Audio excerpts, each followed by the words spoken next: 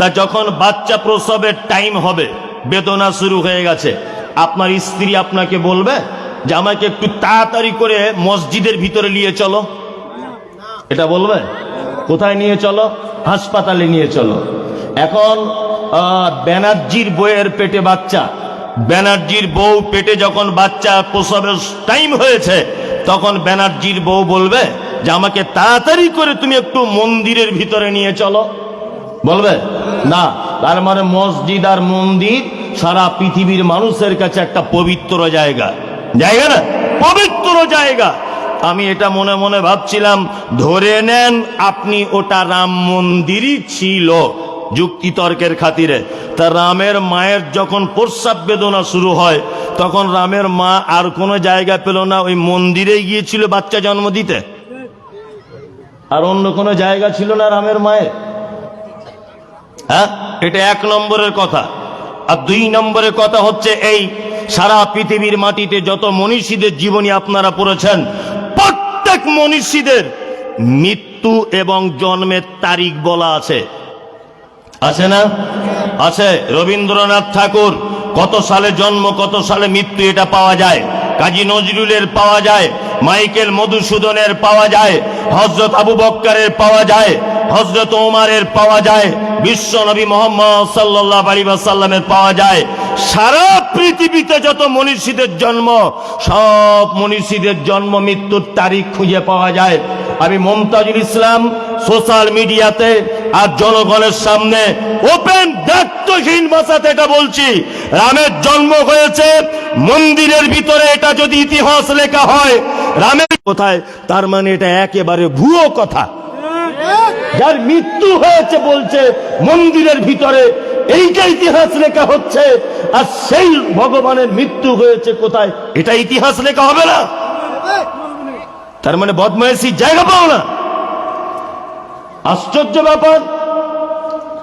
কৌশল করে দীর্ঘদিন যাবৎ চেষ্টার পরে আপনারা জানেন, লকডাউনের নাম করে সবাইকে বাড়ি ভিতরে ঢুকিয়ে দিয়ে বুলডুজার দিয়ে লকডাউনের সময়তে বাবরি মসজিদটা ভেঙে দিয়েছে।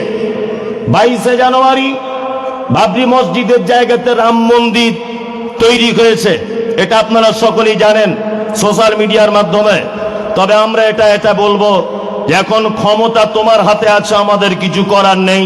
তবে আমরা কখনো এই জায়গাটা রাম মন্দির বলবো না, আমাদের মনের মণিকোটাতে বাবরি মসজিদই আছে, তাই না?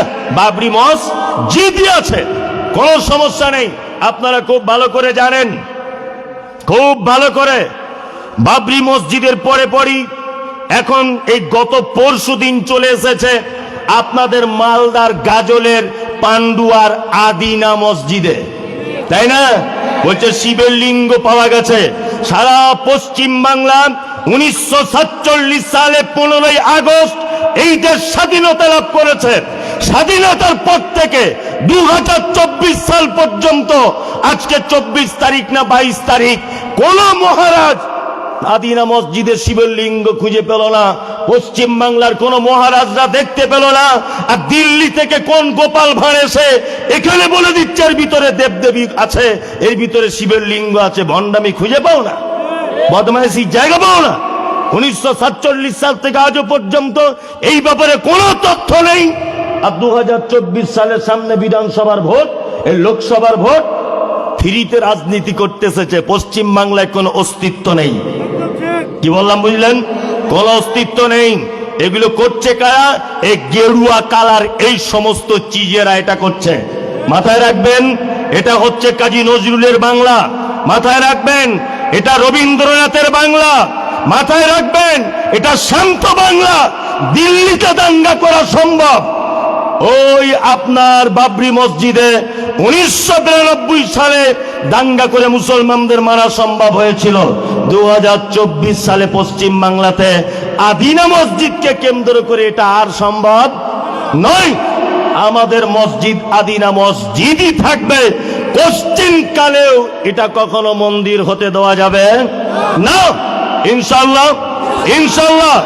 আমার বড় দুঃখ লাগছে এই জায়গাটায়, সারা পশ্চিম বাংলার মাটিতে যত নেতা নেত্রী রয়েছে, সেটা মুসলিম হোক, হিন্দু হোক, যাই হোক, গত পরশুদিন আদিনা মসজিদে যে কাণ্ড ঘটেছে, একটাও রাজনৈতিক কোন নেতা মুখ খোলেনি। আর ভোটের সময় এসে ঘোমটা দিয়ে বলছে আসসালামু আলাইকুম। ভালো করে বুঝবেন, ভোটের সময় এসে বলছে আরে আমিও তো মুসলমান, আমার নাম অমুক ইসলাম।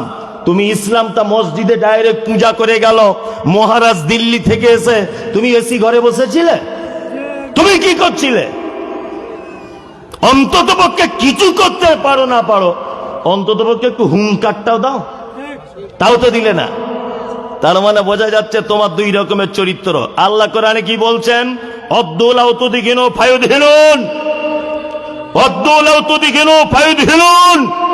আল্লাহ নবীকে বলছেন, নবী আপনার পক্ষে এটা উচিত হবে না যে আপনি তাদেরকেও বলবেন তোমরা 360টা দেবদেবী পূজা করছো, করো, আমি আমার আল্লাহকে মানছি, মানবো, আর তুমি তোমার মতো থাকো, আমি আমার মতো থাকি। এটা কখনোই উচিত নয়, নয় ইস্পার নয় উস্পার।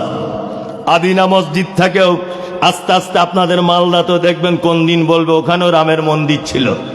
মানে কাজ খুঁজে পায় না, কি করবে? কাজ তো কিছু করতে হবে। কি বললাম বুঝলেন না? আর তার আগে দেখছি আবার বলছে এনআরসি করে দিব, যে মুসলমানগুলোকে সব এক জায়গায় ডিটেনশন ক্যাম্প তৈরি করে রেখে দিব, বলছিল না? বলছিল। একটা কথা বলছি শুনুন, ক্ষমতা বেশি দিন থাকে না। শাহজাহান টিকে নেই, আলমগীর টিকে নেই, আছে? সেকেন্দার টিকে নেই, আছে? বাহাদুর টিকে নেই, আছে? নবাব সিরাজউদ্দৌলা টিকে নেই, আছে? টিপু সুলতান টিকে নেই, আছে? কেউ টিকে নেই। তোমার মতো পাগল আর বেশি দিন টিকবে না, সারা ভারতবর্ষের মানুষ জেনে গেছে। কাজ নাই, কিছু নাই, বলছে ডিটেনশন ক্যাম্প করতে হবে। কেন? বলছে মুসলমানগুলো এটা অনুপ্রবেশকারী, এরা অনুপ্রবেশকারী। আরে সারা ভারতবর্ষে পশ্চিম বাংলায় যদি আদি লোক কেউ থাকে, তাহলে মুসলিমরা আর ঘোষেরা আছে। আদি কি বললাম বুঝলেন? আমরা বলছি আমরা নাকি বাংলাদেশ থেকে এসেছি, পাকিস্তান থেকে এসেছি। আরে গাধা, তোমার মাথায় গোবর আছে? তুমি জানো যে 1000 বছর এদেশ আমরা শাসন করেছিলাম? মনে আছে এটা? তারপরে এসেছে ব্রিটিশ, প্রায় 180 থেকে 200 বছরের কাছাকাছি শাসন করেছে। তারপর এসেছে কারা? তোমরা 1947 সালে তোমরা পাল্টাপাল্টি করে তারপরে দেশে ক্ষমতা এসেছো। 1000 বছর এদেশ শাসন করেছিল কারা? 1000 বছর আমরা শাসন করেছি, আমাদেরকে বলছে অনুপ্রবেশকারী। ওই যারা পাকিস্তান থেকে এসেছে, মানে কিছু খুঁজে পায় না। কি বললাম বুঝলেন তো? কিছু তো করতে হবে একটা। আসলে ঘটনা ওটা নয়। জঙ্গলে বাড়িতে টিভি আছে কাদের? টিভি আছে বাড়িতে কারুর? ভয়ে হাত তুলছে না, তুলুন না। আমি তো হারাম ফতোয়া দিব না, তুলুন। ভয়ে তুলছে না, ছিল, এখন আর নেই, মোবাইল উঠে গেছে। হ্যাঁ, আমি বলছি যাদের বাড়িতে টিভি আছে, আপনারা লক্ষ্য করবেন যে টিভিতে একটা চ্যানেল আছে, তার নাম হচ্ছে ডিসকভারি, আর একটা আছে এনিম্যাল প্ল্যান, তাই না? ওই দুটো চ্যানেলে কি দেখায়? শাহরুখ খান, সালমান খান, প্রীতি জিন্টার, হেমা মালিনী, ঐশ্বর্য, এদের দেখায় না? কি দেখায়? ও দেখায় পশু পাখি, বাঘ, ভল্লুক ইত্যাদি। জঙ্গলে অনেক রকমের প্রাণী আছে, গরু আছে, ছাগল আছে, বাঘ আছে, সিংহ আছে, হরিণ আছে, সবাই আছে। বাঘ মাংস খেতে পছন্দ করে না সবুজ খেতে পছন্দ করে? মাংস, তাই না? বাঘ গরুর মাংসও খায়, বাঘ ছাগলের মাংসও খায়, তাই না?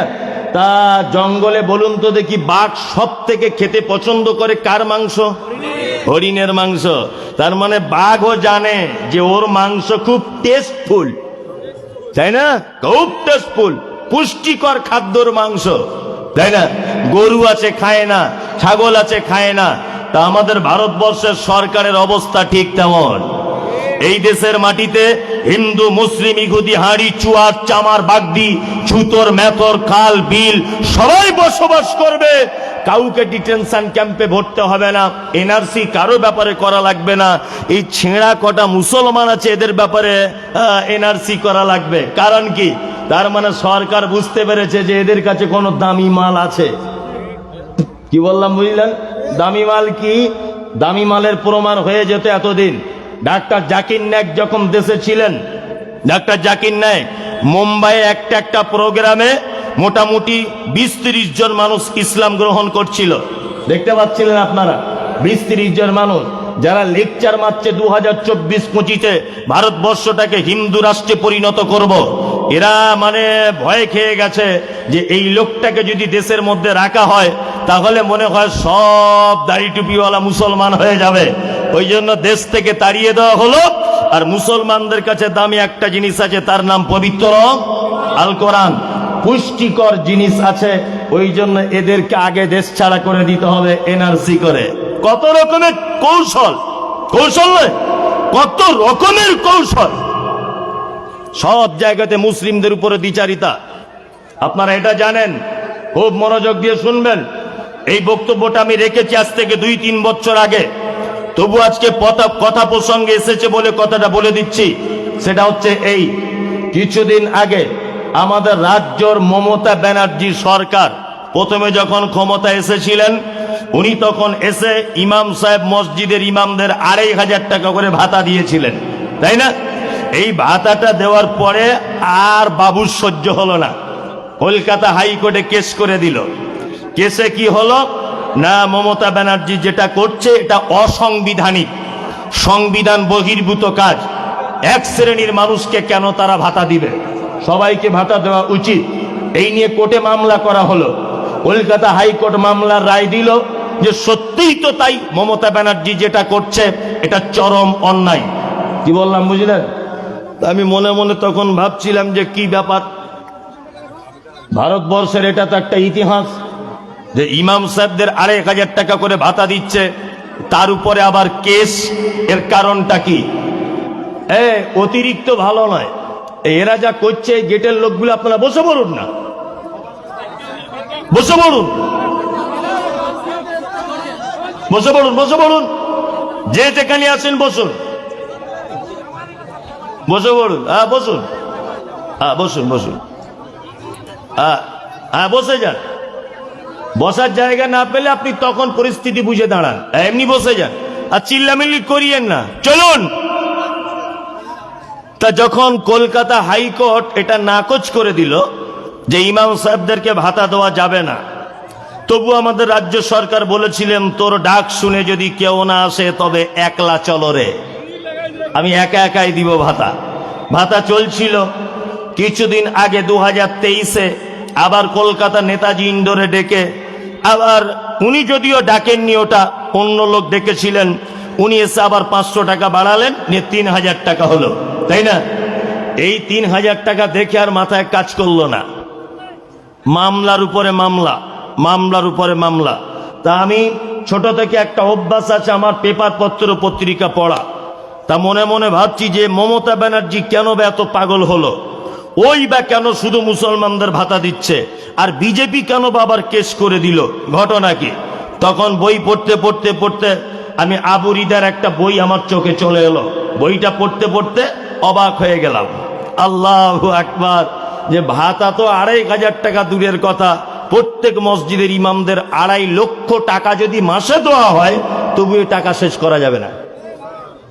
2.5 লক্ষ টাকা যদি দেওয়া হয় তবুও শেষ করা যাবে না।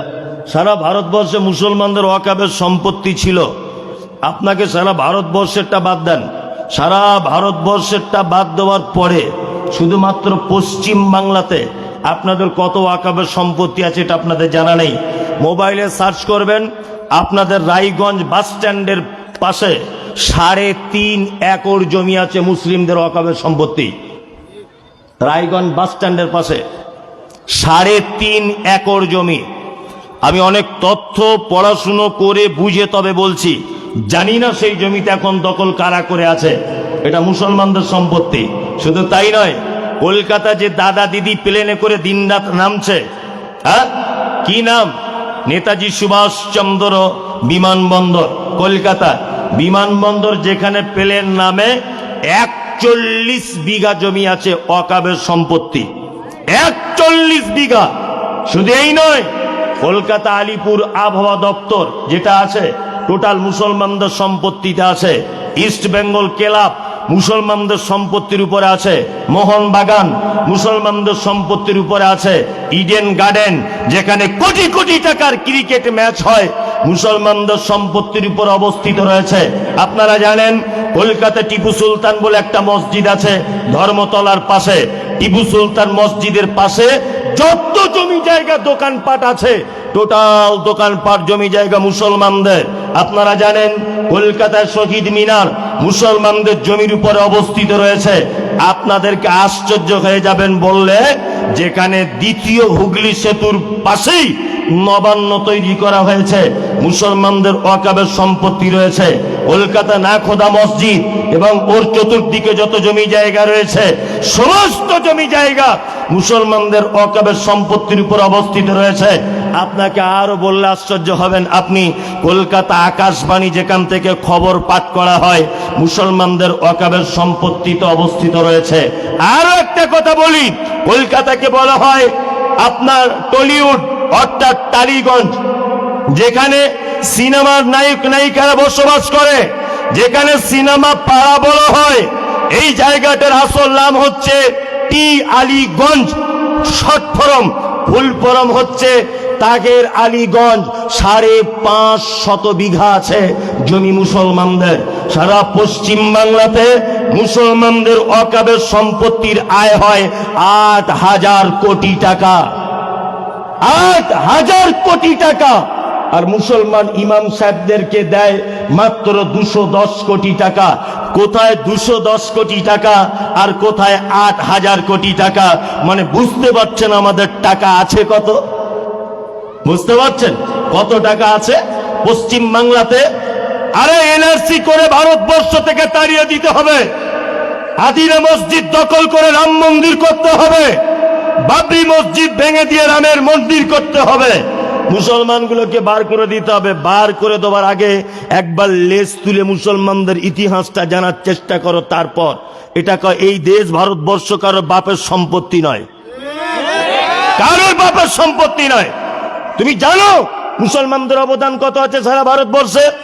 1947 সালের আগে 1000 বছর যখন আমরা এই দেশে শাসন করেছি, শাসন করার পরে ব্রিটিশ ক্ষমতায় এসেছে 180 থেকে 90 বছর, 200 বছরের কাছাকাছি ব্রিটিশরা এই দেশ শাসন করেছে।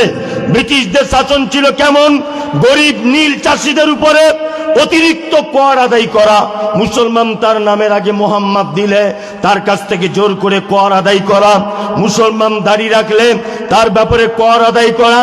যখন সারা ভারতবর্ষে ইংরেজ বিরোধী আন্দোলন যখন শুরু হয়ে গেল, ইংরেজদেরকে দেশ থেকে তাড়িয়ে দিতে হবে, এই আন্দোলন যখন শুরু হলো, ব্রিটিশদেরকে দেশ থেকে তাড়াবার জন্য ইতিহাস বলছে সর্বপ্রথম যারা পদক্ষেপ গ্রহণ করেছিল তারা হচ্ছে এক শ্রেণীর আলেম। ইতিহাস বলছে এটা।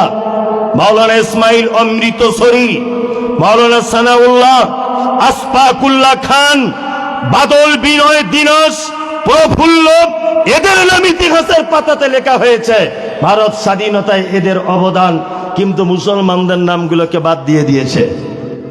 এটা একটা চালাকি, চালাকি নয়, চালাকি। ব্রিটিশরা গোয়েন্দা পাঠিয়েছে। দেখো তো ভারত থেকে আমাদের তাড়াবার জন্যে কারা সব থেকে বেশি আগে বাড়ছে? গোয়েন্দারা রাতের অন্ধকারে চলে এলো, তারা রিপোর্ট পেশ করলো ব্রিটিশ সৈন্যদের কাছে, সেনাদের কাছে, যারা দায়িত্বে আছে তাদের কাছে, যে আপনাদের ভারতবর্ষ থেকে বার করে দেওয়ার সব থেকে বেশি যারা আন্দোলন করছে তারা হচ্ছে আলেম। ইতিহাস আজও পর্যন্ত সাক্ষী। 1947 সালে 13ই আগস্ট রাত্রি 12টার সময়তে দিল্লির চাঁদিনী চক থেকে দিল্লির খায়বার পর্যন্ত ব্রিটিশ তাদের সেনা ঢুকিয়ে দিয়ে এক রাত্রিতে 40,000 আলেমদেরকে মেরে গাছের ডালে টাঙিয়ে দেওয়া হয়েছিল। ভারত স্বাধীনতার প্রথম অবদান 40,000 আলেমের। দেশ ছেড়ে চলে যেতে হবে আর আদিনা মসজিদ ভেঙে মন্দির করতে হবে কেন? সারা ভারতবর্ষে আমরা কি দিতে পারিনি? এমন একটা জায়গা নেই যেখানে মুসলমানদের অবদান নেই। কোন জায়গাতে তুমি দেখাবে? তাজমহল কার? কার? মুসলমানের। ওই আপনার দিল্লির জামে মসজিদ কার? মুসলমানের। কুতুব মিনার কার? মুসলমানের। হাজারদুয়ারি কার? মুসলমানের। সারা ভারতবর্ষের যত ঐতিহ্যবাহী জিনিস সমস্ত ঐতিহ্যবাহী জিনিস তো আমাদের নয়। আমরা কি দিতে পারিনি? ভালো নায়ক খুঁজছিলে, আমরা সালমান খানকে দিয়েছি, শাহরুখ খানকে পর্যন্ত দিয়েছি। তোমরা টেনিস খেলবে আমাদের সাথে, সানিয়া মির্জাকে পাঠিয়েছি ওখানে। ক্রিকেট প্লেয়ার দেখবে, মোহাম্মদ কাইফকে দিয়েছিলাম, আমরা দিয়েছিলাম আরো অন্যান্য প্লেয়ারকে। হ্যাঁ, জাকির খানকে দিয়েছিলাম ক্রিকেট খেলতে ইন্টারন্যাশনালে। কোন জায়গাতে আমরা পিছিয়ে আছি সেটা তুমি বলো। কবি দরকার, এমন একজন কবি দিয়েছিলাম, তার নাম কাজী নজরুল ইসলাম। তার একটা শব্দ ডিকশনারিতে খুঁজতে তোমার বাপের 14 পুরুষের দাঁত ভেঙে যাবে। কাজী নজরুলকে দিয়েছি কবিতা হিসাবে। আর কাকে চাই? গায়ক হিসাবে দেখতে চাও?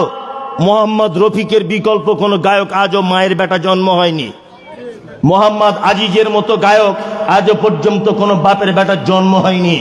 মোহাম্মদ সাবিরের মতো গায়ক আজও পর্যন্ত জন্ম হয়নি। সারা ভারতবর্ষ আমরা কোন জায়গাতে পিছিয়ে আছি বলো, তবেই তো দেশটা ছাড়বো। হ্যাঁ, কোন জায়গা আমাদের নেই বলো? হ্যাঁ, তবে এবার আপনাদেরকে বলছি, এই যত রকমের মসজিদ ভেঙে মন্দির, যত রকমের বিপদ, একটি মাত্র কারণ, দুটি কারণ। কটি কারণ? দুটি। এক, তারাক্তু ফীকুম আমরাইন লাম তাযিল্লু মা তামাসসাকতু বিহিমা কিতাবাল্লাহি ওয়া সুন্নাতে রাসূল। মুহাম্মদ সাল্লাল্লাহু আলাইহি ওয়াসাল্লাম তিনি বলছেন, পৃথিবীতে তোমরা অতদিন পর্যন্ত টিকে থাকতে পারবে যতদিন পর্যন্ত তোমরা দুটো জিনিস আঁকড়ে ধরে থাকবে। কটা? দুটা, কোরআন আর হাদিস। আমরা টিকে আসতে পারি? টিকে থাকতে আছি না? নাই। এই আপনাদেরকে একটা কথা জিজ্ঞেস করি, কথাটা বুঝে ভালো করে উত্তর দিবেন। আমরা সেই মুসলমান আছি আর নাই? আশ্চর্য ব্যাপার, এগুলো দুঃখ লাগে। ওই এ কথা অনেক জায়গায় বলি। মুর্শিদাবাদে কোন একটা জায়গায়, দৌলতাবাদ বলে একটা জায়গায় বাস দুর্ঘটনা হয়েছিল। বাস, জানেন, শীতকালে বাসটা নদীতে পড়ে গিয়েছিল। খবর রেখেছেন তো? খবর রেখেছেন। শীতকালে বাস নদীতে পড়ে যাওয়ার পরে আমি কিছুদিন পর ওই রাস্তা দিয়ে আসছি প্রোগ্রাম করতে। একটা চাচাকে জিজ্ঞাসা করে বলছি, চাচা সত্যি করে বলো তো বাসের ভিতরে মুসলমান কেউ ছিল? তখন চাচা বলছে, আমাদের ক্লাবের ছেলেরা কিছু ছেলেকে উদ্ধার করেছিল, কিছু ছেলেরা। তবে হিন্দু মুসলমান বোঝার জন্য প্যানের চেন খুলে সব ক্লাবের দরজা লাগিয়ে দেখেছে যে কে মুসলমান আর কে হিন্দু। তা বর্তমানে মুসলমানরা মার খাবে না? হ্যাঁ, খাবে। ঠিক করছে, মারতে এমনি খেতে হবে। তুমি আর মুসলমান আছো? তোমাকে এখন চিনতে গেলে চেন খুলে দেখতে হবে যে তুমি মুসলমান আছো কিনা, তাই না? জি, একটা কথা বলি, আমি একটা বাড়িতে কুকুর পুষেছি, কুকুর। প্রতিদিন তাকে বিরিয়ানি খাওয়াই। এখন এই কুকুরটা যদি ভুল করে কোনোদিন আপনার বাড়িতে যদি ঢুকে যায়, আচ্ছা বলুন তো, আপনি বিরিয়ানি দেবেন না ঝাঁটার বাড়ি চালাবেন? ঝাঁটার বাড়ি, তাই না? তার মানে বোঝা যাচ্ছে ঘর ভুল করলে মায়ের কি খেতে হয়, দরজা ভুল করলে মায়ের খেতে হয়। তাহলে আমাদের দরজা ভুল হচ্ছে কি হচ্ছে না? বলবো দরজা ভুল। ঈদের আগে চুল কেটে এসেছে একটা চ্যাংড়া ছেলে, যুবক ছেলে। তা এইরকম কাঁচি চালিয়েছে আর এইরকম চালিয়েছে। সালাকে দেখে মনে হচ্ছে যে ওর ছোট লোকের বেটাও। এইদিকে কালো, এদিকে সাদা, আর এইদিকে সবুজ কালার করে এসেছে। একটা জিন্স প্যান্ট পরেছে ঈদের দিনে, তার চারিদিকে ছেঁড়া। আচ্ছা বলুন তো, এটা কোন নবীর সুন্নত? সাহাবীদের সুন্নত। আল্লাহু আকবার। ঘুম থেকে উঠে ঘুমোতে যাবার আগ পর্যন্ত, ঘুম থেকে উঠে ঘুমোতে যাবার আগ পর্যন্ত আপনার সারা দিনের 24 ঘন্টা রুটিন অনুযায়ী আপনার সুন্নত অনুযায়ী হয়? হয়? হয় না। ঘুম থেকে উঠে ঘুমোতে যাওয়ার আগ পর্যন্ত যা কিছু আপনি করেন সমস্ত কিছুই বেশিরভাগ হাদিস এবং কোরআনের কি বিপরীত। আল্লাহু আকবার। তা মুসলমানরা মার খাবে না? আজকে উপর মহলে জেনে আছে এরা সেই মুসলমান না, এরা শুধু গরুর গোশ আর মুসলমানই দেওয়া মুসলমান, তাই না? আমাদের সেই ঈমান আর আছে? নাই। ঈমান কতটা আমাদের কঠিন মানে জায়গায় পৌঁছে গেছে আপনি ভাবুন। বইয়ের ছেলে হয় না, মাজারে গিয়ে সেজদা দিচ্ছে। তো এরা মার খাবে না, তা আর অন্য কেউ মার খাবে? হ্যাঁ, এরা তো এমনিতেই মার খাবে। আল্লাহু আকবার। যে কথা বলছিলাম, নবীজির প্রতি কি ভালোবাসা। এবার চমৎকার চমৎকার কয়েকটা কোরআনের আয়াত এবং কয়েকটা সহিহ হাদিস আপনাদেরকে আমি বলে দিই। এক, উহুদের যুদ্ধ হয়েছিল 3 হিজরিতে, জানা আছে? কত হিজরি বললাম? 3 হিজরি উহুদের যুদ্ধে। আল্লাহ নবী সাল্লাল্লাহু আলাইহি ওয়াসাল্লাম উহুদের যুদ্ধের আগের দিন বিকাল বেলাতে একজন সাহাবীর বিবাহ পড়িয়েছিলেন। সাহাবীটির নাম হানজালা। কি নাম? হানজালা। বিবাহ পড়িয়েছেন, আর বিবাহতে আল্লাহর নবী এত খুশি হয়েছিলেন যে খাজুর সাহাবীদের ভিতরে বিলি বন্টন করেছিলেন। হানজালা স্বামী স্ত্রী দুজনা বাসর রাত্রিতে শুয়ে আছে। নবীর প্রতি প্রেম দেখুন। উহুদের যুদ্ধের ডাক হয়েছে, হানজালা তাড়াতাড়ি করে বিছন থেকে উঠে পড়েছে। বিবি বলছে, কোথায় কোথায়? বলছে, আল্লাহ রসুল যুদ্ধের ডাক দিয়েছে, আর 1 সেকেন্ড বসে থাকা যাবে না, 1 সেকেন্ড অপেক্ষা করা যাবে না। হানজালা তার যুদ্ধের পোশাক যা কিছু প্রয়োজনীয় জিনিস নিয়ে চলে গেলেন উহুদের যুদ্ধে। আপনারা জানেন উহুদের যুদ্ধে মুসলিমরা বিপদে পড়ে গিয়েছিল, এটা আপনারা জানেন। আর 70 জন সাহাবী এই যুদ্ধতে শহীদ হয়েছিল। কতজন? 70 জন সাহাবী এই যুদ্ধতে শহীদ হয়েছে। তার ভিতরে আল্লাহ নবী সাল্লাল্লাহু আলাইহি ওয়াসাল্লামের আপন চাচা, নাম হলো তার হামজা রাদিয়াল্লাহু তাআলা আনহু। আর কে? মুসআব বিন উমাইর। আর কে? হানজালা রাদিয়াল্লাহু তাআলা আনহু। 70 জন সাহাবী আমি নিজের চোখে দেখে এসেছি। ফাঁকা আসমানের তলায় 70 জন সাহাবীর লাশ আছে। আল্লাহ নবী সাল্লাল্লাহু আলাইহি ওয়াসাল্লাম সাহাবীদেরকে বললেন, লাশগুলোকে এক জায়গায় করো। সব লাশ এক জায়গায় করা হলো। 2টো লাশকে খুঁজে পাওয়া যাচ্ছে না। কটা? 2টা। একটা হচ্ছে নবীর চাচা হামজা, 2, আর একটা হচ্ছে হানজালা। 2টো লাশ খুঁজে পাওয়া যাচ্ছে না। আল্লাহ রসুল কাঁদছেন যুদ্ধের ময়দানে দাঁড়িয়ে। এমত অবস্থায় একজন মহিলা এসেছে পর্দা সহকারে, এসে আল্লাহর নবীকে বলছেন, আল্লাহ নবী, আপনি কি আমাকে চিনতে পারছেন? আপনি আমাকে চিনতে পারছেন? তখন আল্লাহ নবী সাল্লাল্লাহু আলাইহি ওয়াসাল্লাম বলছেন, না। তখন মহিলা হাতটা বার করে দিয়ে বলছেন, আল্লাহ রসুল, এই দেখুন আমার হাতে মেহেন্দি, বুঝতে পারছেন? বলছে, হ্যাঁ মেহেন্দি তো বোঝা যাচ্ছে। বলছে, গতকাল বিকাল বেলাতে আপনি কারোর বিবাহ পড়িয়েছিলেন? আল্লাহ রসুল বলছেন, হ্যাঁ বিবাহ পড়িয়েছি হানজালার।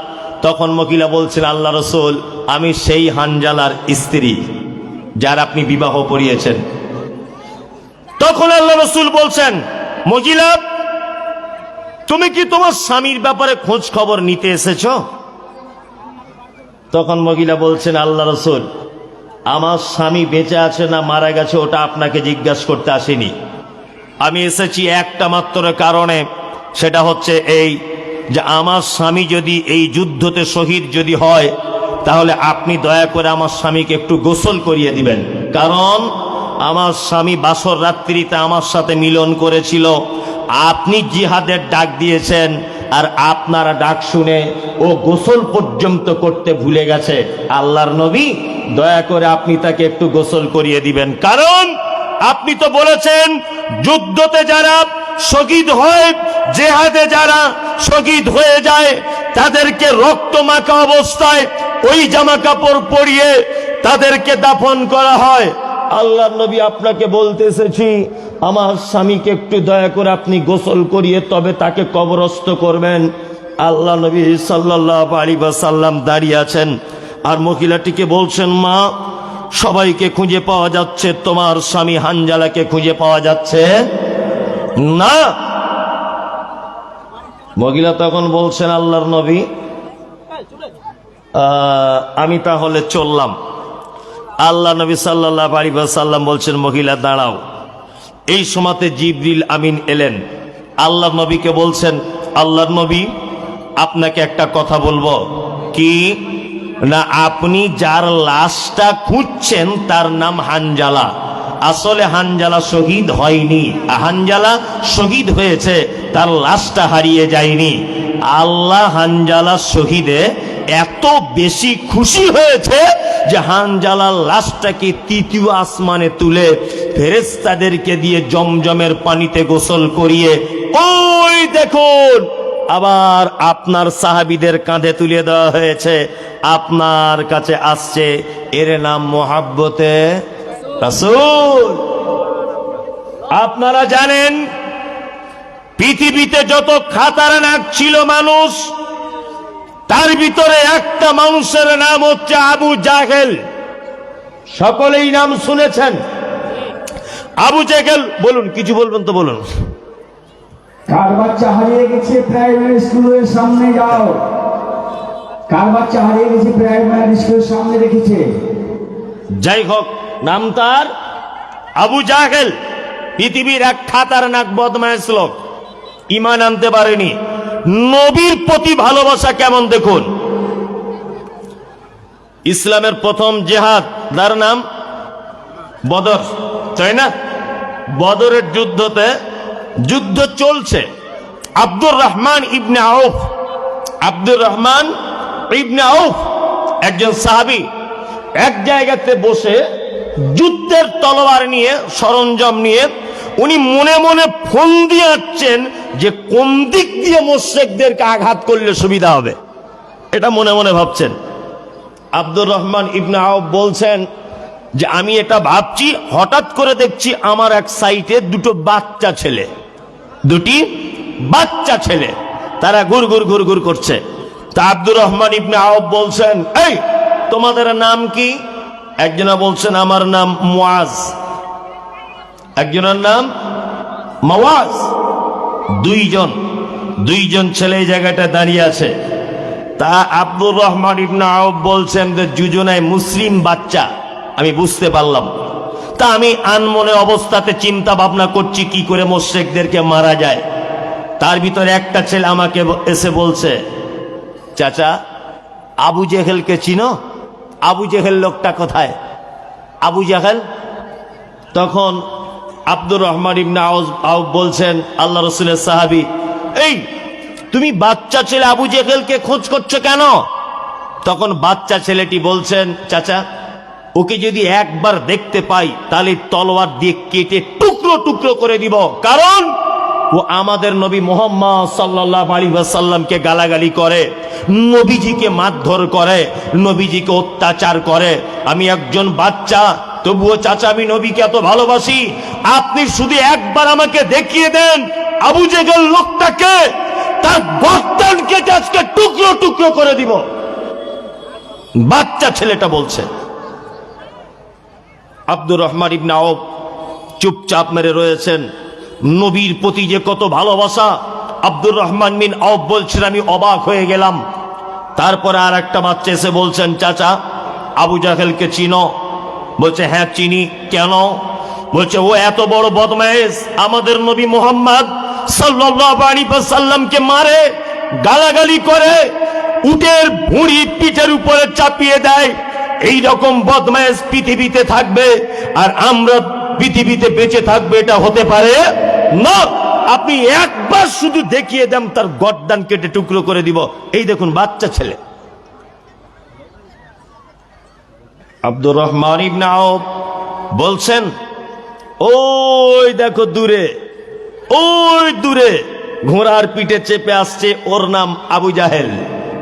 আব্দুর রহমান ইবনে আউফ বলছেন, আমি যখন আবু জাহেলকে দূর থেকে দেখিয়ে দিলাম, দুটি বাচ্চাকে দেখলাম খাত থেকে তলোয়ার বার করে এত দ্রুত গতিতে ছুটছে আবু জাহেলের দিকে।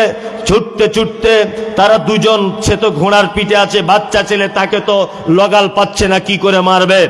একজন বাচ্চা ছেলে হাদিসের বর্ণনা অনুযায়ী বলছেন যে আমি ঘোড়ার পায়ে আঘাত করলাম, ঘোড়া পড়ে গেল। যখনই পড়ে গেল আমরা দুইজন বাচ্চা আবু জেহেলের উপরে তলোয়ার নিয়ে ঝাঁপিয়ে পড়লাম। এইটা দেখার পরে আবু জেহেলের বেটা দেখতে পাচ্ছে আমার আব্বা তো প্রায় মারা যাবার অবস্থা, দুটো বাচ্চা ছেলে মেরে ফেলছে। আবু জেহেলের বেটা এসে এই মুয়াজ বলে বাচ্চা ছেলেটাকে হাতে তলোয়ার মারল, তার একটা হাত কেটে ঝুলছে, সম্পূর্ণ কেটে যায়নি। বাচ্চা ছেলেটা হাদিসের বর্ণনা অনুযায়ী নিজের পায়ের তলায় হাতটাকে রেখে টেনে ছিঁড়ে দিলেন।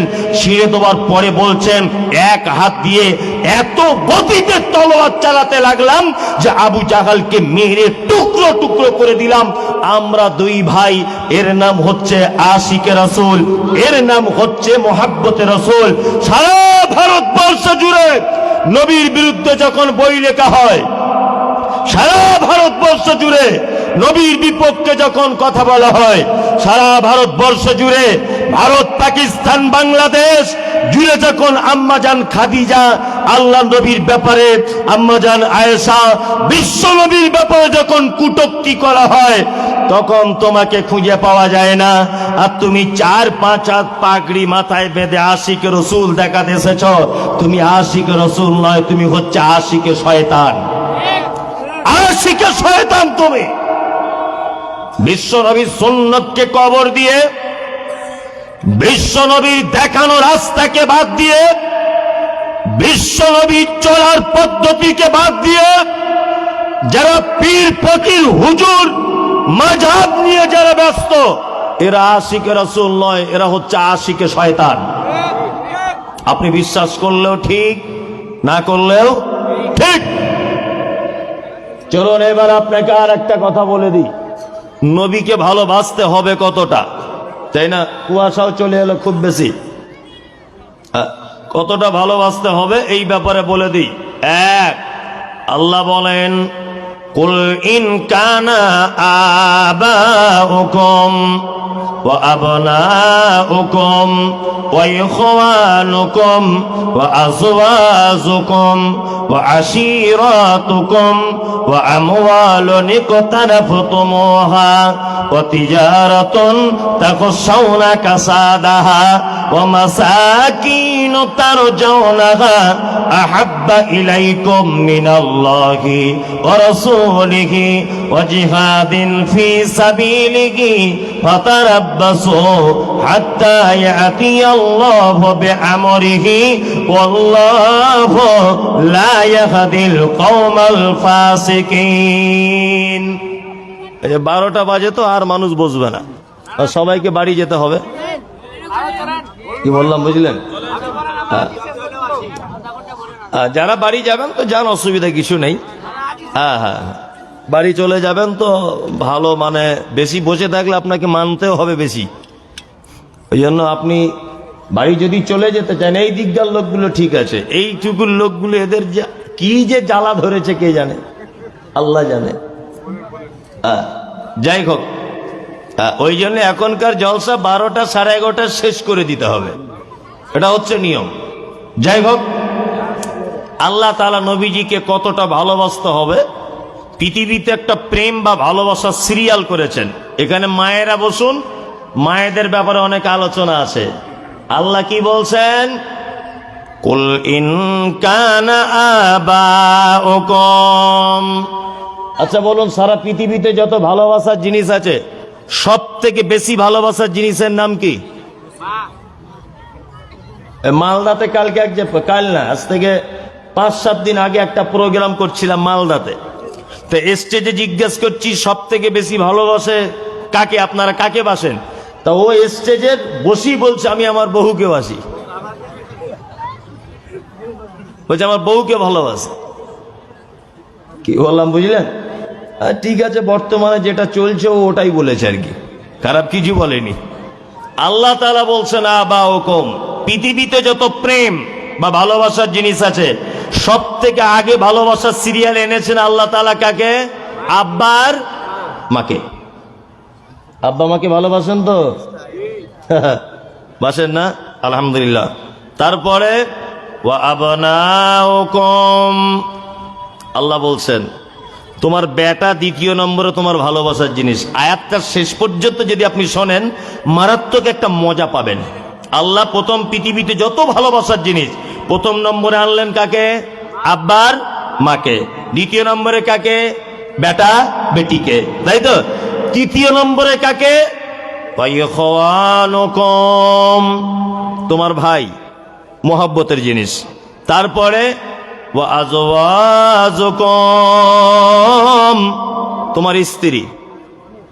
এখানে একটা মজার কথা বলি, যারা বসে আছেন, ভাইকে বেশি ভালোবাসা লাগবে না বউকে? ভাইকে। আমার মনে হয় দিনাজপুর আর এদিকে মালদা, মুর্শিদাবাদ, কুচবিহার, 24 পরগনা, নদিয়া, হাওড়া, হুগলি, পশ্চিম বাংলার যত জেলা আছে, এর 80% ভাই ভাই সম্পর্ক খারাপ। ঠিক বলছি না? 80%। কারণ কি বলুন তো? কারণ একটাই, এ থানার বড় বাবুদের জন্য। থানার বড় বাবু মানে বাড়ির বউদের কারণে, তাই না? আমরা কিন্তু সবাই বউকে আগে প্রাধান্য দিই, ভাইকে দিই না। কিন্তু আল্লাহ শব্দ ব্যবহার করছেন ইখওয়ানুকুম, 3 নম্বরে তোমার ভাই, তোমার প্রিয় জিনিস। 4 ওয়া আজওয়াজুকুম, তোমার স্ত্রী। তার মানে ভাইয়ের কথা অনুযায়ী স্ত্রীকে চালাতে হবে, স্ত্রীর কথা অনুযায়ী ভাইয়ের সঙ্গে সম্পর্ক খারাপ করা যাবে না। আর আমাদের প্রত্যেক যায় যায় অবস্থা তো বাবা, মানে সেই কি বলবো আপনাকে, মোমার আগুনের মতো সম্পর্ক। যায় যায় তো কারোর মিল নাই, আছে নাই? শুনুন, আপনি ধনী হতে চাচ্ছেন, টাকা পয়সা বেশি হোক, এটা আপনি চান তো? সবাই চাই না? চাই। আপনি আপনার ভাইয়ের সঙ্গে সম্পর্ক ভালো রাখুন, আল্লাহ আপনার রুজিতে বরকত দিবে। বেশি দিন বাঁচতে চান, আত্মীয়তার সম্পর্ক, বোনের সঙ্গে সম্পর্ক ভালো রাখুন, ভাইয়ের সাথে সম্পর্ক ভালো রাখুন। বোনের সঙ্গে তো কথা হয়ই না, ও জমি নিয়ে চলে গেছে, তাই না? আবার আপনি যদি আপনার বোনের বাড়ি যান, তা আপনার বউ আপনাকে বলে, কেন তোমার বোনের সঙ্গে সম্পর্ক রেখেছে, কেন তোমার লজ্জা শরম নাই? ও জমি নিয়ে চলে গেছে, বলে না? তো ও তার বাপের জমি নিবে না? জমি নিয়েছে তো ক্ষতি কি? ও তো ওর ভাগ নিয়েছে, অসুবিধা কোথায়?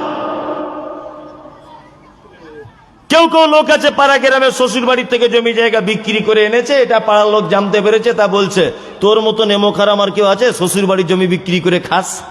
ঠিক করেছে, জমি বিক্রি করে খেয়েছে। আমি বলে দিচ্ছি, কাল সকালবেলাতে আপনার শ্বশুর যদি বেঁচে না থাকে, তা আপনার বউকে বলুন, যা জমি জায়গা আছে সব বিক্রি করে নিয়ে চলে আয়। এটাই ঠিক। ও তার বাপের জমি কেন বিক্রি করবে না?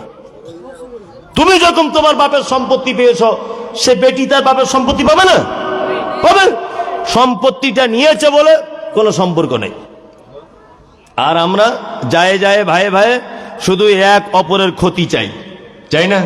মাঝখানে একটা গল্প আপনাদেরকে শোনাই, ভাইয়ের ক্ষতি চাইলে নিজের ক্ষতি কেমন করে হবে। খুব চমৎকার, এতে শিক্ষা আছে। একটা লোক, তারা 2 ভাই, তার দুজনা মিলে গাই গরু পোষে বাড়িতে। গাই গরু বুঝেন? গাই গরু। এখন বড় ভাইয়ের গরুর দুধ হয় ওই 1.5 কেজি 2 কেজি, আর ছোট ভাইয়ের গরুর দুধ হয় প্রতিদিন 13 কেজি 14 কেজি। এখন ওর বড় ভাইয়ের বউটা ওর বড় ভাইকে বলছে, তুমি নামাজ পড়ছো কেন, একটু দোয়া করতে পারো না, যাতে ওদের গাইটা মরে যায়। কেমন বুদ্ধি দেখুন, মেয়েদের শিরায় শিরায় বুদ্ধি, আর ওদের পাল্লায় যে পড়েছে তার 12:30 বেজে গেছে। কি বললাম বুঝলেন? একদম। ও দেখবেন এই জায়গায় চলছে, আপনি এই জায়গা থেকে ছেড়ে দিয়ে ওই মাথা দিয়ে ঘুরে চলুন, ওদের ধারে পাশে যাবেন না। আমার নিজের জীবনে পরীক্ষা, স্কুলে হেডমাস্টার দেখছি আন্ডার প্যান্ট পরে বসে আছে রাস্তার ধারে। কি ব্যাপার মাস্টার মশাই এরকম অবস্থা কেন? বলছে সে প্রাইভেট পড়াতে গিয়ে ভালোবাসা করে আর একটা বিয়ে করেছিল না, ওই 2 বয়ে ওর মাথার চুল সব ছিঁড়ে দিয়েছে, দিয়ে এখন পাগল হয়ে আন্ডার প্যান্ট পরে বসে আছে। কি বললাম বুঝতে পারছেন?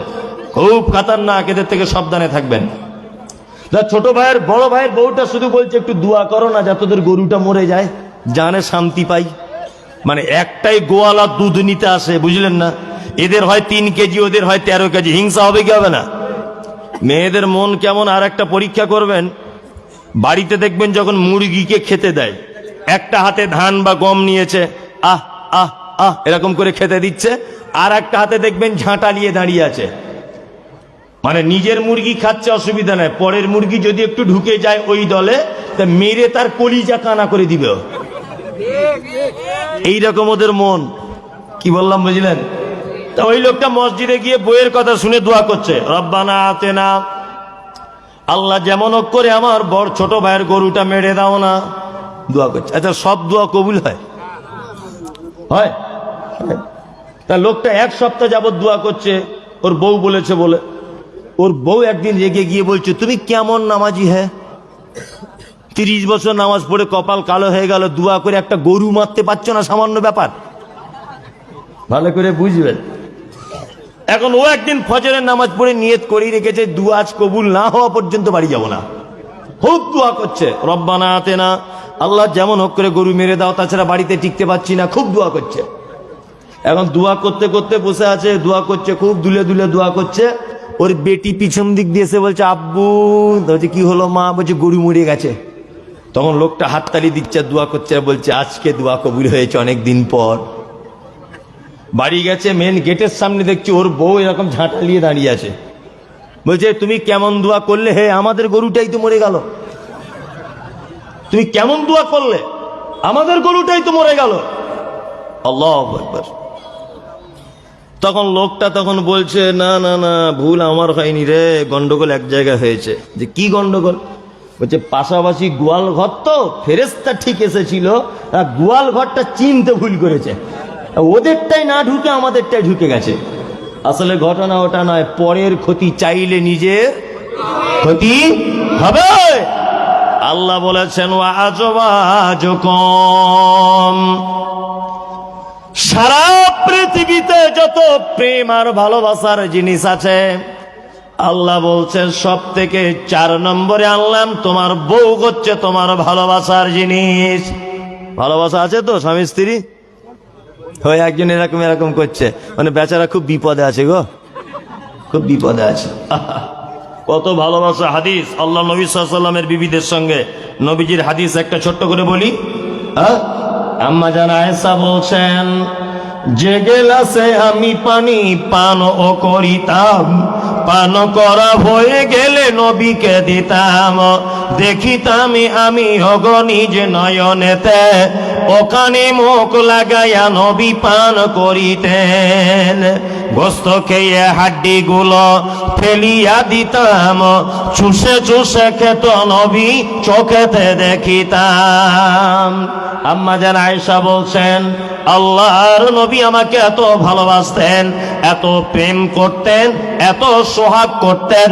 আম্মা জান আয়েশা বলছেন, যে গেলাসে আমি পানি পান ও করিতাম, পান করা হয়ে গেলে নবীকে দিতাম, দেখিতাম আমিও গনিজ নয়নেতে, ওখানে মুখ লাগাইয়া নবী পান করিতেন।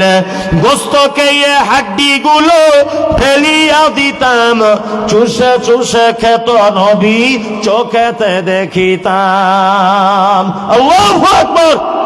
আম্মা জান আয়েশা বলছেন, নবীজি আমাকে এত প্রেম করতেন, আমি যখন ভাত খেতে বসেছি গেলাসে মুখ লাগিয়ে পানি পান করেছি, গেলাসটা রেখে দিয়েছি, আল্লাহর নবীকে দেখেছি ওই গেলাসে মুখ লাগিয়ে, ওই জায়গাটাতে মুখ লাগিয়ে তিনি আবার পানি পান করতেন। আপনার বহু আর আপনার মধ্যে এরকম হয়? এক গেলাসে 2 জন পানি খান, এক থালাতে ভাত, হারাম করে যা বিড়ি টানছে, ওর বউ ওর কাছে আছে, এটা কপাল ভালো। ওর মুখের যা গন্ধ, আস্তাগফিরুল্লাহ আস্তাগফিরুল্লাহ। যাই হোক, ও সকালবেলা উঠে বিড়ি টানছে বাসি মুখে, আল্লাহু আকবার। আর কিছু যুবক ছেলে, তাদের দাঁতের দিকে দেখা যায় না, মনে হচ্ছে তরমুজের বিচি। হারাম কো সারা দিন খাচ্ছে, সারা দিন। আল্লাহু আকবার। করছে না? করছে। কি বলবেন এদেরকে? আর মেয়েদেরও বলি, তোমাদের মা কপাল খারাপ খুব। বাসে পর্যন্ত এরকম বিড়ি টানা লোক উঠলে তার গন্ধতে টিকা যায় না। তা আমি ভাবি যে ওর বহু থাকে কি করে ওর কাছে, ভাবি। তবে আল্লাহওয়ালি মেয়ে হলে তার খুব বিপদ, বিপদ নয়? আর মেয়েদেরকেও বলছি, স্বামীর প্রতি ভালোবাসা দিয়ে গহেনা আদায় করতে পারেন, স্বামীকে ঠিক মানে জুত করে রাজি করে সায়া ব্লাউজ কিনে নিতে পারেন, ওকে একটু এক্সট্রা করে ভালোবাসা আনন্দ দিয়ে বলা যায় না, সোনা বিড়িটা ছাড়ো, এটা বলা যায় না? যায় যায়, কিন্তু ও ওটা করে না। আল্লাহু আকবার। আম্মা জান আয়েশা বলছেন, গোস্ত খেয়ে হাড্ডি গুলো ফেলিয়া দিতাম, চুষে চুষে খেত নবী, চোখেতে দেখিতাম। আল্লাহু আকবার। গোস্তকে হাড্ডিটা দস্তরখানে ফেলে দিতাম, আল্লাহ নবীকে দেখতাম ওই দস্তরখানে থেকে হাড্ডিটা আবার তুলে নিয়ে মুখের ভিতরে দিয়ে চিবিয়ে চিবিয়ে রস বার করে করে খেতেন। এরকম ভালোবাসা রাখবেন স্বামী স্ত্রী। আর এখন তো ভালোবাসা নাই, দুইজনের হাতে দুটো মোবাইল, ও ওইদিকে চ্যাটিং করছে আর এদিকে টিকটক দেখছে। রাত 2টো পর্যন্ত যদি টিকটক আর চ্যাটিং নিয়ে ব্যস্ত থাকবে, তা প্রেম হবে কখন? এটাও তো একটা ব্যাপার। ভালোবাসা তোমায় জন্মাবে কখন? ওইদিকে ঘুমিয়ে গেল মোবাইলে, এদিকে ঘুমিয়ে গেল। আল্লাহু আকবার। আমি মনে করছি আগেকার দিনগুলোই ভালো ছিল। ভালো ছিল না? আগেকার দিনই ভালো ছিল। মোবাইল কিছু না, 8টা বাজলো, হারিকেন বন্ধ করে যে যার ঘুমিয়ে যা, তাই না? আর এখনো মোবাইল টিপছে রাত 2টা পর্যন্ত। তা স্বামী স্ত্রী যে ভালোবাসা, মোহাব্বত, প্রেম, ওটা কখন হবে? আল্লাহ তুমি সঠিক বোঝার মতো তৌফিক দান করো, আমিন। এশার নামাজ পড়বেন, খাওয়া দাওয়া করে নেবেন, মোবাইল টোবাইল সব সুইচ অফ, স্বামী স্ত্রী ঘুমিয়ে যাবেন বিবি বাল বাচ্চা নিয়ে। এটাই হচ্ছে সঠিক পদ্ধতি। ফজরের সময় আবার আপনাকে ঠেলে উঠতে হবে। কি বললাম বুঝলেন? স্ত্রীদের প্রতি সর্বক্ষণ কি করবেন? ভালোবাসা রাখবেন। তবে একটা কথা বলে দিচ্ছি, বেশি ভালোবাসতে যাবেন না কিন্তু। ও যদি বুঝতে পেরে যায় যে আমার স্বামী আমায় ছাড়া চলে না, তাহলে আপনাকে ওই আন্ডার প্যান্ট পরে ঘুরিয়ে দিবে। কঠিন খাতারনাক, ওই জন্য একটু অল্প অল্প।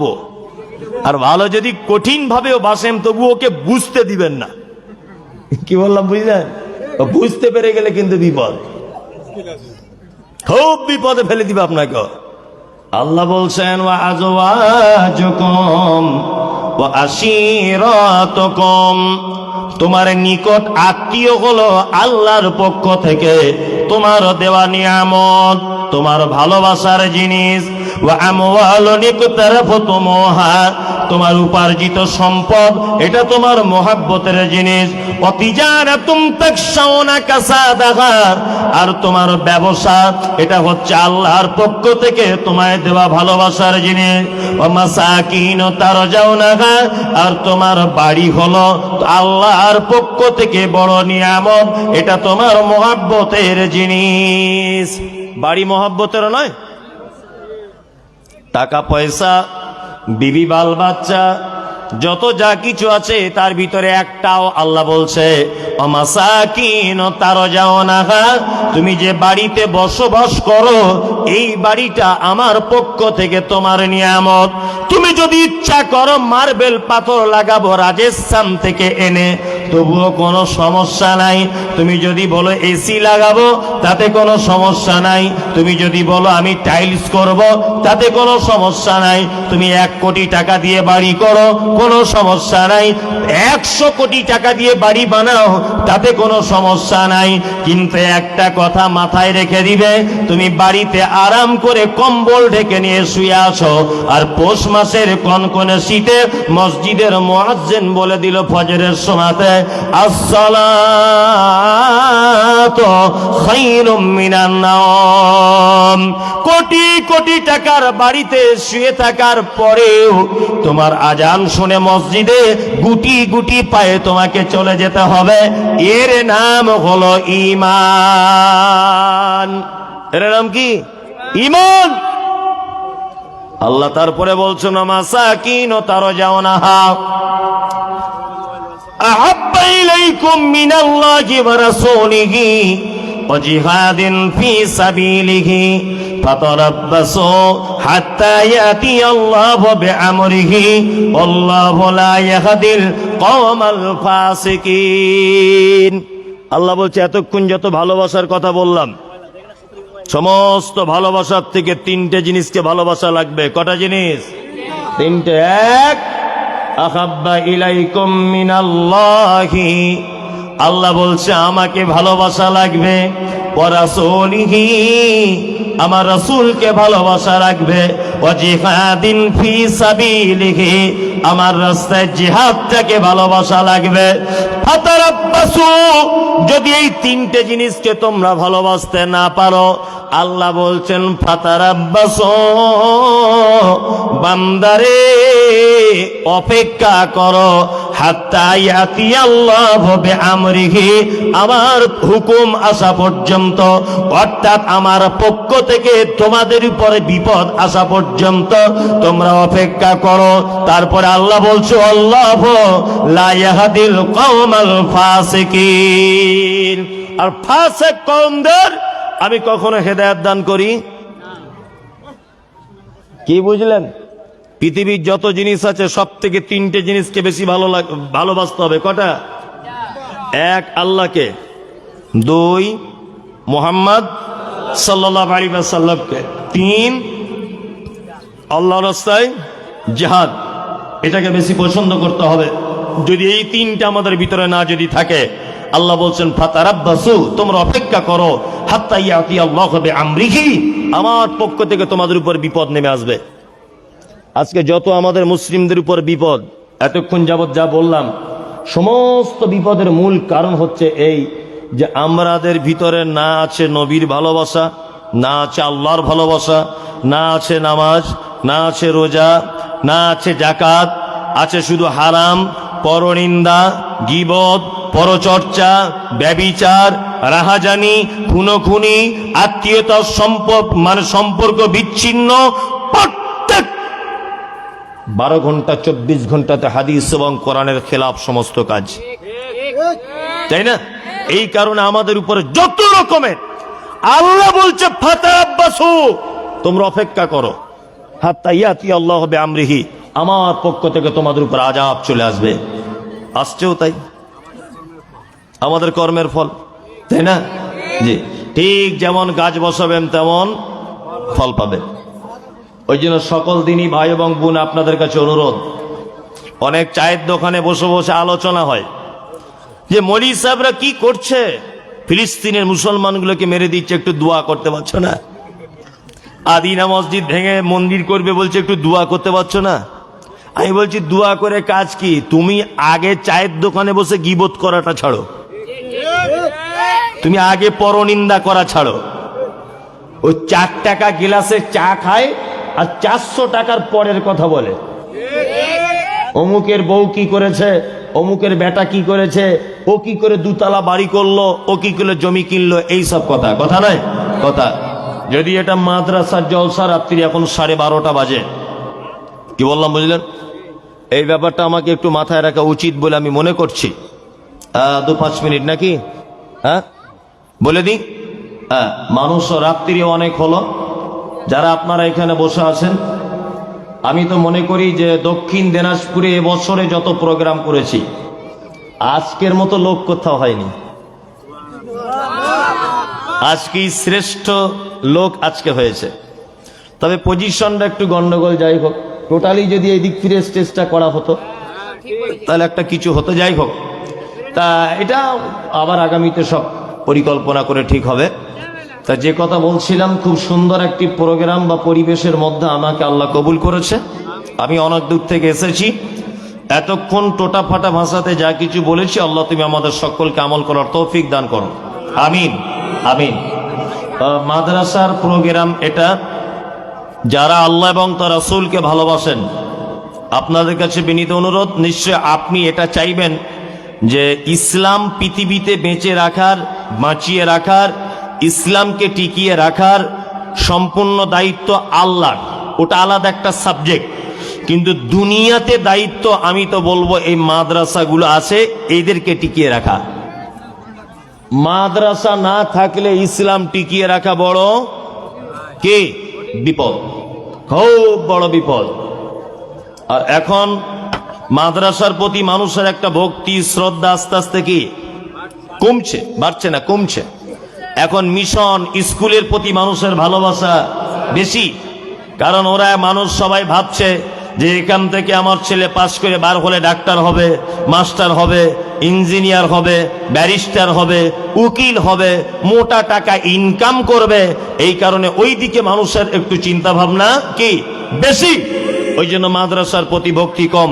দিনাজপুরের সমস্ত মানুষের কাছে বিনীত অনুরোধ, যারা এখানে বসে আছেন এতক্ষণ পর্যন্ত যা দিয়েছেন, আপনারা আল্লাহর রাস্তে আরো কিছু দেন, এটা দেওয়ার জন্য আপনাদেরকে বিনীত অনুরোধ করছি। একজন ভাই 500 টাকা দিয়েছেন, আল্লাহুম্মা সাল্লি আলাইহি আল্লাহুম্মা বারিক আলাইহি। যদিও অনেক মানুষ অনেক কিছুই দিয়েছেন, তারপরে বলবো, দেখছেন আমি ভাবছি যে একটু মনে হয় কথা বলি, তারপরে আর কিছু বলবো, মানে মানুষের মাদ্রাসার কথা বললে এনার্জি লস, তাই না? অ্যালার্জি শুরু, এনার্জি লস। আল্লাহু আকবার। এই যারা বসে আছেন খালি খাতে কেন চলে যাচ্ছেন আপনারা? অন্তত পক্ষে আসুন, কিছু অন্তত দেন মাদ্রাসার জন্য। 10, 20, 50, 100 টাকা দেন, এতে আপনার অসুবিধা কোথায়? আসুন, একটু মেহরবানি করুন। এতে একজন 100 টাকা দিলেন। ও তুমি আসমানে থাকো প্রভু, আমি জমিনে। তুমি আসমানে থাকো প্রভু, আমি জমিনে। তবু তোমারি প্রেম জমে হৃদয় গহীনে। আমি তোমারি গোলাম গো, অন্য কারণা। আমি তোমারি গোলাম গো, অন্য কারণা। আলিমুল গায়ব তুমি, মালিক রব্বানা। আল্লাহু আল্লাহু আল্লাহু আল্লাহ। তোমারি রহম ছাড়া বাঁচা বড় দায়। কঠিন দিনে কঠিন ক্ষণে বাঁচিয়ে রাখো গো আমায়। কত শত ভুল মাফ করে দাও, কত শত ভুল মাফ করে দাও। জানা কি অজানা, আমি তোমারি গোলাম গো, অন্য কারণা। আলিমুল গায়ব তুমি, মালিক রব্বানা। আল্লাহু আল্লাহু আল্লাহু আল্লাহ।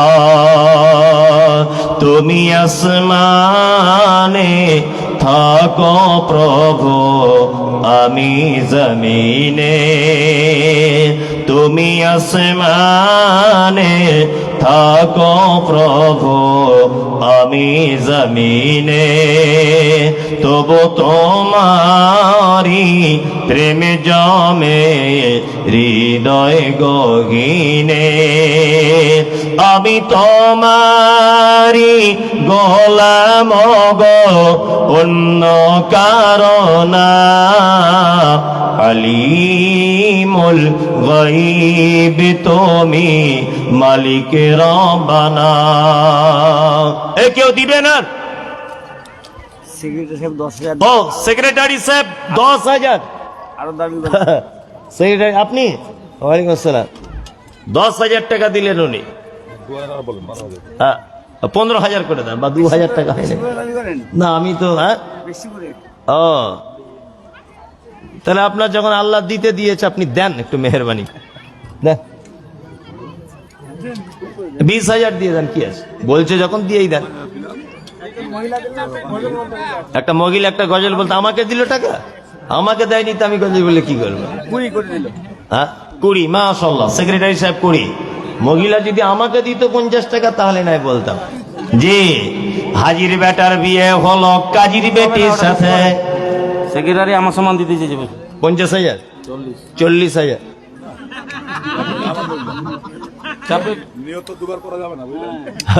আছে, প্রচুর আছে। দেন দেন, ও বলছে যখন সবাই আবদার করছে তো ওর সম পরিমাণে দিয়ে দেন।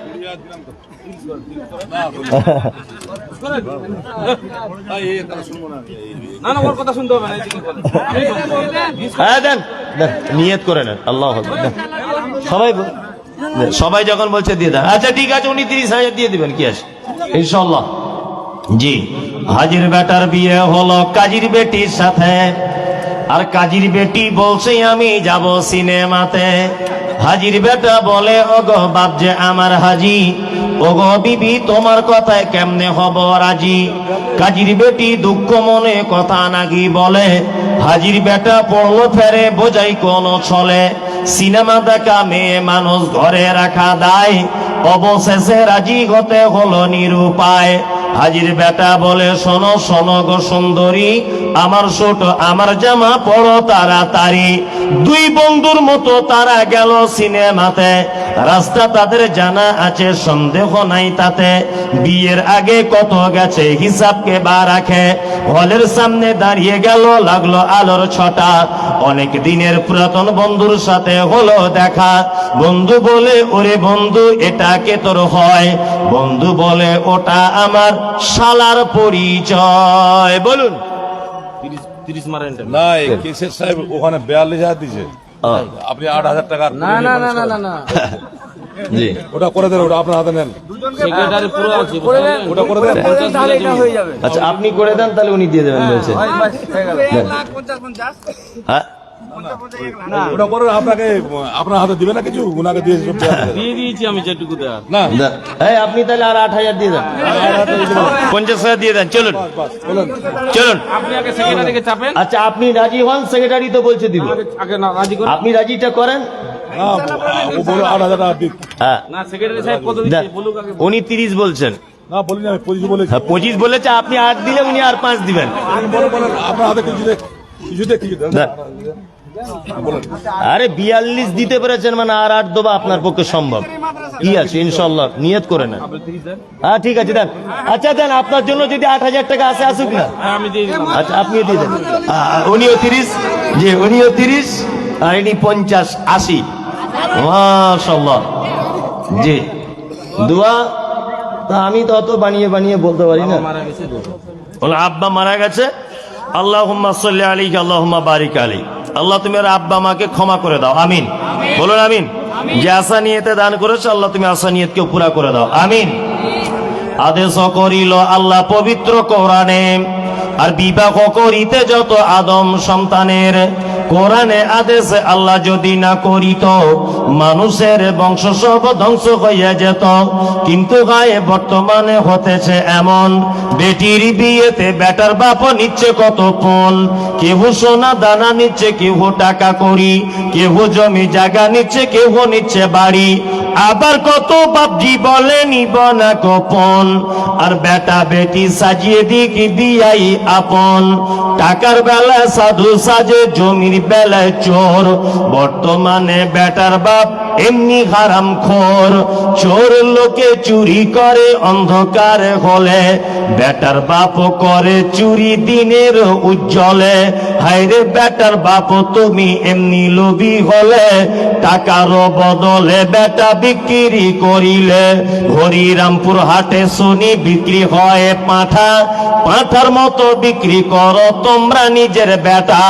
হায়রে বেটার বাপ তুমি এমনি লোভী হলে, পাঁঠার মতো বেটা বিক্রি করিলে। তোর জন্য কত নারী বিষ পান করে, কত নারী গলায় দড়ি দিয়ে ঝুলে পড়ে। এর জন্য কে বাদাই জানো বেটার বাপ, শত শত বেটির বাপরা দিচ্ছে অভিশাপ। আর কেউ দিবেন? ছেড়ে দিবে এখনই। কেউ দিবেন? জি না, আধার হোসেন 50 কিলো গম আজহার হোসেন 50 কিলো গম, আর 500 টাকা এক বস্তা আলু। ও একজনে 1500 টাকা দিয়েছেন। আমি তোমার প্রেমে পাগল, আমি তোমার ভালোবাসায়,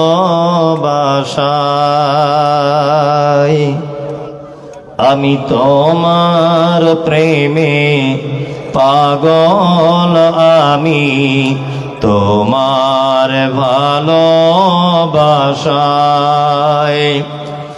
আমার দিন কাটে না, রাত কাটে না,